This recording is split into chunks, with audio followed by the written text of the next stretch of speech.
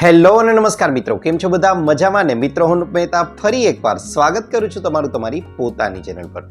મિત્રો, આજના આ વિડીયોમાં આપણે લોકો ચર્ચા કરવાના છીએ કે શું તમે પણ એ જાણો છો કે તમારું લોહી છે તે બીજા લોકો કરતાં સહેજ વધારે ઘાટું હશે તો તેનાથી તમને લોકોને હાર્ટ એટેક અને બ્રેન સ્ટ્રોક આવવાની શક્યતાઓ છે તે બીજા લોકો કરતાં ઘણી વધી જાય છે. જી હા મિત્રો, ઘાટું લોહી છે તે લોહીના વહનને ધીમું કરે છે, એટલે કે લોહીનું વહેવાની જે પ્રક્રિયા છે તેને ધીમી પાડી દે છે અને તેનાથી ઘણીવાર ઘણી જગ્યાએ આપણી નસોની અંદર તે ગંઠાઈ જવાની શક્યતાઓ વધી જાય છે અને તેનાથી જુદી જુદી પ્રકારની ગંભીર બીમારીઓ થવાની શક્યતાઓ છે તેની પણ શક્યતાઓ વધી જાય છે. પરંતુ મિત્રો, લોહી પાતળું કરવાનો મતલબ એવો જરાય નથી કે લોહી છે તે પાણીની જેમ વહ્યા કરે, પરંતુ લોહી પાતળું કરવું એનો મતલબ જ એ થાય છે કે તે લોહી છે તે આપણી નસોની અંદર કોઈ પણ જગ્યાએ ગંઠાયા વિના ખૂબ જ સરળતાથી વહ્યા કરે અને કોઈ જ પ્રકારનું બ્લોકેજ છે તે ઉત્પન્ન ન થવા દે. આજના આ વિડીયોમાં આપણે લોકો એવી 7 વસ્તુઓ વિશે ચર્ચા કરવાના છીએ કે જેના દ્વારા આપણે લોકો આપણા લોહીને આપણી નસોની અંદર ગંઠાતું અટકાવી શકીએ છીએ અને લોહી છે તે સામાન્ય સ્તરે ખૂબ જ સરળતાથી નસોની અંદર વહન પામી શકે છે. મિત્રો, પહેલાં એ જાણી લેવું આપણા માટે જરૂરી છે કે લોહી છે તે શા માટે પાતળું હોવું જરૂરી છે. તો એ જણાવી દઉં તો લોહી છે તે મિત્રો 24 કલાક આપણા શરીરની અંદર વહ્યા કરે છે. હવે મિત્રો, તેમાં આગળ વાત કરવા જઈએ તો તેનાથી જ આપણા શરીરના તમામ અંગો છે, પછી એ હાથ પગ હોય, માથું હોય કે અન્ય શરીરના અંગો હોય, તેના સુધી લોહી સરળતાથી પહોંચી શકે છે અને તેના પરિણામે લોહી દ્વારા તે તમામ અંગોને પોષક તત્વો તમામ પ્રકારના મળી રહે છે અને તેથી જ તે અંગો છે તે પોતાની પૂરતી કાર્યક્ષમતાથી કાર્ય કરી શકે છે. પરંતુ મિત્રો, આગળ વાત કરવા જઈએ તો હવે આપણી નસો છે તે જુદા જુદા પ્રકારની હોય છે. ઘણી જગ્યાએ તે મોટી હોય છે અને ઘણી જગ્યાએ વાળ જેવી ખૂબ જ પાતળી પણ હોય છે. હવે સ્વાભાવિક છે કે જો તેમાં લોહીનું પરિભ્રમણ સરળતાથી થવા દેવું હોય તો લોહી છે તે પાતળું હોવું આપણા માટે ખૂબ જ વધારે જરૂરી બની જાય છે. મિત્રો, જો લોહી છે તે પાતળું હશે તો તેનાથી હાર્ટ એટેક આવવાની અને બ્રેન સ્ટ્રોક આવવાની શક્યતાઓ છે તે પણ ઘણા ખરા અંશે આપણે ઘટાડી શકીએ છીએ. સાથે સાથે લોહી પાતળું હોવાથી આપણા શરીરમાં ઉર્જાનું સ્તર છે, એનર્જીનું જે લેવલ છે તે પણ ખૂબ જ ઊંચું રહે છે. તેની સાથે સાથે આપણું હાર્ટ એટલે કે હૃદય છે તે ખૂબ જ હેલ્ધી રહે છે, સારી રીતે ફંક્શન કરી શકે છે, તેના કાર્યો છે તે પાર પાડી શકે છે. ઉપરાંત ઘણી ખરી બીમારીઓ છે તેનાથી પણ બચી શકીએ છીએ અને આપણી રોગ પ્રતિકારક શક્તિ એટલે કે આપણી ઇમ્યુનિટી છે તે બૂસ્ટ થાય છે, તે સારી રહે છે અને તેના પરિણામે આપણે બીમારીઓથી દૂર રહીએ છીએ. પણ મિત્રો, મોટો પ્રશ્ન એ થાય કે લોહીને પાતળું કરવું કઈ રીતે? હવે મિત્રો, તેના માટે આપણી પાસે 2 ઉપાયો રહેલા છે. પહેલો ઉપાય તો એ કે જેમાં આપણે લોહી ગંઠાઈ જવાની પ્રક્રિયા ખૂબ ગંભીર સ્ટેજે પહોંચી ગઈ હોય અને તે સ્થિતિમાં ડૉક્ટર છે તે એસ્પિરિન જેવી કે અન્ય ઘણી બધી ટેબ્લેટ કે દવાઓ છે તે આપે છે અને તેના દ્વારા લોહી પાતળું થઈ શકે છે. પરંતુ આપણે આજના આ વિડીયોમાં એ ઉપાય વિશે ચર્ચા નથી કરવાના. આજના વિડીયોમાં આપણે લોકો જે ચર્ચા કરવાના છે તે છે ઉપાય નંબર 2 કે જેમાં તમે ખોરાકમાં એવી વસ્તુઓ લઈ શકો છો કે જેના દ્વારા કુદરતી રીતે જ તમારા શરીરમાં રહેલું લોહી છે તે ગંઠાતું આપણે અટકાવી શકીએ છીએ અને સરળતાથી લોહી નસોની અંદર વહન છે તે પામી શકે છે. આજે એવી 7 વસ્તુઓનો હું જણાવવાનો છું કે જેના દ્વારા કુદરતી રીતે જ તમારું લોહી છે એટલે કે બ્લડ થિનિંગની પ્રક્રિયા કરી શકાય છે, એટલે કે લોહી છે તે પાતળું રહી શકે છે. કઈ છે તે વસ્તુઓ તે જણાવી દઉં. મિત્રો, સૌથી પહેલાં તો જે વસ્તુ તમે ખાઓ છો તેની સીધી જ અસર તમારા શરીર પર થવા લાગે છે. હવે લોહી પાતળું કરવા માટે એવી વસ્તુઓ ખાવી જોઈએ કે જેમાં ઓમેગા 3 ફેટી એસિડની માત્રા ખૂબ જ સારી હોય, કારણ કે તે બ્લડ થિનિંગ કરવાની પ્રક્રિયામાં ખૂબ જ વધારે ભાગ ભજવે છે, સારો એવો રોલ ભજવે છે. તેની સાથે સાથે તેના દ્વારા લોહી છે તે સરળતાથી આખા શરીરમાં વહન પામી શકે છે. કઈ છે તે વસ્તુઓ? તો તેમાં સૌથી પહેલાં તો જણાવું તો અળસીના બી છે, અખરોટ છે, એવોકેડો છે અને સૂર્યમુખીના બી છે. આ એવી વસ્તુઓ છે કે જે ઓમેગા 3 ફેટી એસિડથી ભરપૂર હોય છે. સાથે સાથે તે લોહીને કુદરતી રીતે જ પાતળું બનાવવામાં મહત્વનો ભાગ ભજવે છે. આગળ વાત કરવા જાઓ તો તેની સાથે સાથે આપણે લોકોએ રોજે રોજ સેવનમાં ગાર્લિક એટલે કે લસણ પણ ખાવું જોઈએ. હવે મિત્રો, લસણ શા માટે?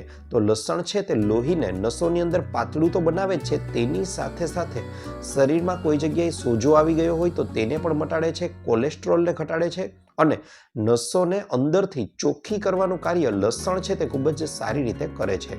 હવે આ માટે તમારે શું કરવાનું છે, તો વહેલી સવારે તમે જ્યારે ઉઠો છો ત્યારે લસણની 2 થી 3 કળીઓ છે તેને પીસી લો અને 1 થી 2 મિનિટ જેમ છે તેમ જ રહેવા દો. પીસ્યા બાદ હવે તેને નવસેકા પાણી સાથે સીધી જ તમે ચાવીને લઈ શકો છો. તેનાથી તમારા શરીરને જબરજસ્ત ફાયદો થશે.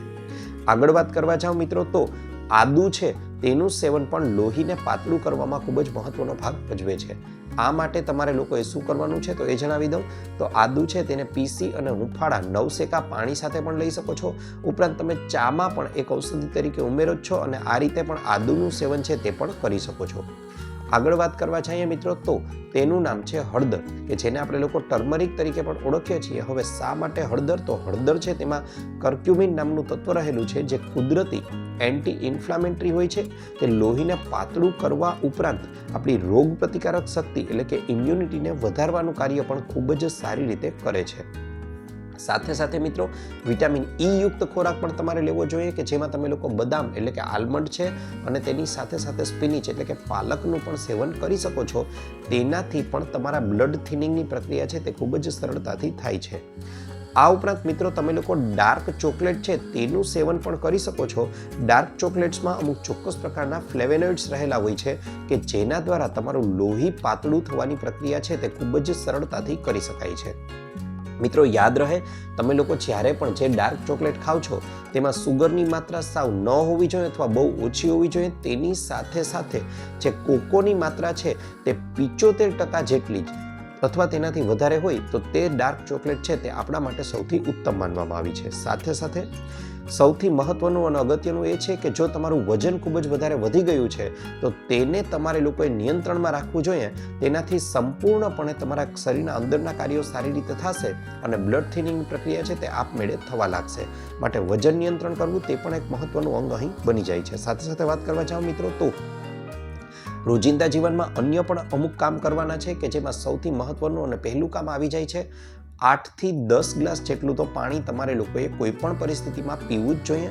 તેનાથી પણ તમારા લોહીનું પરિભ્રમણ છે તે સરળતાથી થઈ શકે છે. સાથે સાથે થોડો વ્યાયામ, અડધી કલાક જેટલો વ્યાયામ તો રોજે રોજ કરવો જોઈએ. તેમાં તમે હળવી કસરતો છે અથવા તો વોકિંગ છે, રનિંગ છે તે પણ કરી શકો છો. તેની સાથે વાત કરવા જાઓ તો તમારે લોકોએ શું ન ખાવું જોઈએ એ પણ જણાવી દઉં. તો બજારમાં મળતું જે જંક ફૂડ છે તેની સાથે સાથે તૈયાર પડીકાઓ, પ્રોસેસ્ડ ફૂડ છે તેનું સેવન ન કરવું જોઈએ. તેની સાથે વધારે મીઠાવાળો એટલે કે સોલ્ટયુક્ત ખોરાક છે તેનું પણ સેવન કરતાં બચવું જોઈએ અને તેની સાથે સાથે વધારે સુગરયુક્ત એટલે ખાંડવાળો ખોરાક છે તેનાથી પણ બચવું જોઈએ. રિફાઇન્ડ સુગર છે તે પણ આપણા શરીરને નુકસાન કરે છે. સાથે સાથે એ લોકો કે જેમને લોહી ગંઠાઈ જવાની હિસ્ટ્રી છે, ફેમિલી હિસ્ટ્રી ધરાવે છે, અથવા તો એવા લોકો કે જે લોકો બેઠાડું જીવન જીવે છે તેમને પણ આ બધી વસ્તુઓનું સેવન ખાસ કરવું જોઈએ, કારણ કે તેમનામાં લોહી ગંઠાઈ જવાની શક્યતાઓ વધી જાય છે અને તેનાથી બચવા આ વસ્તુઓ તેમને ખાવી જ જોઈએ. સાથે સાથે વાત કરવા જાઓ મિત્રો, તો જે લોકોને ઊંચું કોલેસ્ટ્રોલ આવે છે, જે લોકો હાઈ બીપીના પેશન્ટ છે તે લોકોએ પણ આ પ્રકારની વસ્તુઓ કરવી જોઈએ. તેનાથી તેમને ફાયદો થશે. મિત્રો હવે જો લોહી વધારે પાતળું થઈ જાય તો તે પણ આપણા શરીર માટે મેં જણાવ્યું એ પ્રમાણે નુકસાનકારક છે. માટે જો તમે લોકો પણ લોહી પાતળું કરવાની દવા ઓલરેડી પહેલેથી લઈ રહ્યા છો તો તમારે લોકોએ આ વસ્તુઓનું સેવન તમે લોકો જ્યારે કરો છો કે જેમાં હમણાં જણાવેલી તમામ વસ્તુઓ આવી જાય છે તેનું સેવન જો તમે કરવાનું વિચારી રહ્યા છો તો સૌથી પહેલાં તો તમારે લોકોએ તમારા ડૉક્ટરની સલાહ લેવી જોઈએ, કારણ કે વધારે લોહી પાતળું થઈ જાય તો તેનાથી પણ એક નાનકડી કોઈ જગ્યાએ ઈજા થશે ને તો પણ તમારું લોહી વહ્યા રાખશે અને તેનાથી આપણને બીજી બીમારીઓ થઈ શકે છે. માટે લોહી પાતળું કરવાની દવા લઈ રહ્યા છો તો એકવાર તમે જે ડૉક્ટર પાસેથી લઈ રહ્યા છો તેની સલાહ લેવી જોઈએ અને બાદમાં જ આ વસ્તુઓનું સેવન કરવું જોઈએ. અથવા કોઈ સામાન્ય માણસ છે કે જે કોઈ આ પ્રકારની દવાનું સેવન નથી કરી રહ્યા તે હમણાં જણાવેલી વસ્તુઓ છે તેનું કોઈ જ પ્રકારના ડર વિના સેવન કરી શકે છે અને પોતાનું લોહી છે, બ્લડ થિનિંગની પ્રક્રિયા છે તેને સરળતાથી કરી શકે છે. મિત્રો આ તો હતો અમારો આજનો વિડીયો કે જેમાં મેં તમને લોકોને સૂચવ્યા એવા કુદરતી વસ્તુઓ કે જેના દ્વારા તમે તમારું લોહી છે તેને ખૂબ જ સરળતાથી પાતળું કરી શકો છો. આશા રાખું છું આપને મારો વિડીયો ગમ્યો હશે. મિત્રો વિડીયો ગમ્યો હોય તો ચોક્કસથી આપજો એક નાનકડું લાઇક અને ચેનલને કરી લેજો સબસ્ક્રાઈબ, કારણ કે આપના માટે આવો એક વિડીયો બનાવવા માટે અમને લાગે છે ઘણી બધી મહેનત. તમારી મહેનતને એપ્રિશિએટ કરો અને એક નાનકડું લાઇક ચોક્કસથી આપો. ઉપરાંત આપને પણ કોઈ હેલ્થ કે બ્યુટી સંબંધિત સમસ્યા હોય તો એ પણ જણાવજો. અમે તેને અનુરૂપ પણ નવા વિડીયો લાવવાનો પૂરતો પ્રયાસ કરીશું. આપનો ખૂબ ખૂબ આભાર.